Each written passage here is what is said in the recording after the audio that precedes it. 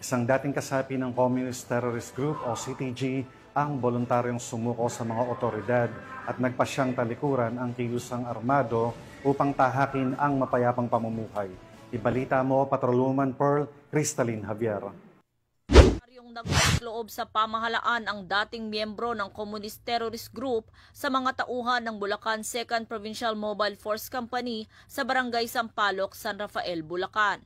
Kinilala ni Police Lieutenant Colonel Ronnie Oplas Albino, Force Commander ng Bulacan 2nd PMFC, ang sumuko na si Carey, 47 anyos, construction worker at residente ng Doña Remedios Trinidad, Bulacan, na dating miyembro ng CTG KLG Sierra Madre Squad 1 at kabilang sa Periodical Status Report List ng 2001.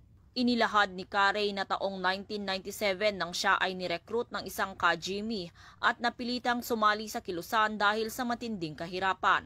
Inamin niyang lumahok siya sa mga armadong engkwentro sa Sapang Munti at Bulacan-Bulacan at nagsilbi bilang tagasingil ng tinatawag na revolutionary tax. Tuluyan siyang kumalas sa kilusan noong 2002 upang bumuo ng sarili niyang pamilya. Kasabay nito, isinuko rin niya ang isang caliber 38 revolver na baril na walang serial number.